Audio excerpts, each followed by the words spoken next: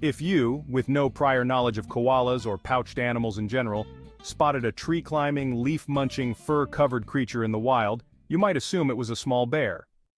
That's essentially what happened in the 18th century, and it's the reason we still call koalas bears today, even when we know better. In the late 1700s, English-speaking settlers happened upon a small animal in Australia that looked like a small gray bear with a pouch. It was soon given the scientific name Phascolarctos cinereus, which is derived from Greek words meaning ash-gray pouched bear. Essentially, naturalists had named the unknown animal based on its appearance and behavior, and people didn't realize until later that the presence of a pouch is a dead giveaway that an animal is definitely not a bear. According to Live Science, koalas and bears both belong to the same class, Mammalia that is. Alright, so here's an interesting fact: koalas are indeed mammals.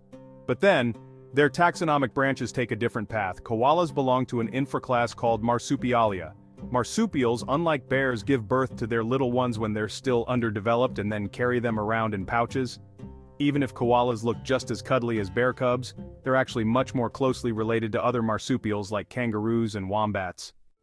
Over time, folks began using a name that the Aboriginal Darug people in Australia used for this adorable animal: koala.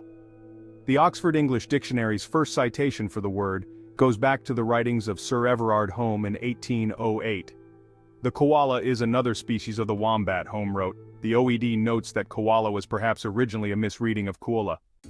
But you know, the term bear still stuck around as a modifier. Scientists never went back and replaced arctos, which comes from arctos, the Greek word for bear, in its genus Phascolarctos with something more accurate. So technically speaking, koalas are still called bears, even by scientists.